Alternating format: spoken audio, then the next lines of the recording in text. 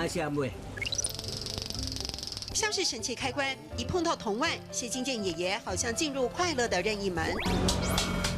我脚你看到没有？我这连发的。你连发的？对呀、叫传统嘛爱创新啊。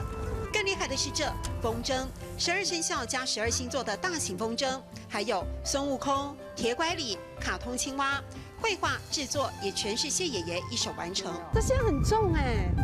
这个也没动重，用两重，用啊。让人惊叹，超过80岁高龄风筝达人的体力和企图心，是因为视线总是仰望，所以不受障碍吗？帮国家做风筝外交，也出国比赛无数的老爷爷掩不住骄傲。你的这个风筝，因为后面尾巴是这样子，它其实不好操控，对不对？为什么？我跟你讲，你没看清楚，我见没有带你帮你看到没有？对，你的风筝一开始做的时候的那个平衡要做得很好。对呀、所以这里哈，抓住重点。传统要创新，跟你不一样。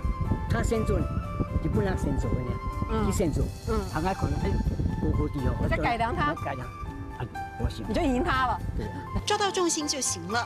一如他不断追求新创意和技术的坚持，翱翔天际的雄心在收放之间有节奏的前进。做个天数啊，做个天数。阿公说，你都在脑海天数嘛，你可以帮我一下吗？我说没问题，没问题。阿公，你还放得动哦？哎呀，可以了，你让他看，两个手，两个手，对，我这很重哎。一个手拿这个，一个手拿这个，对，是这个。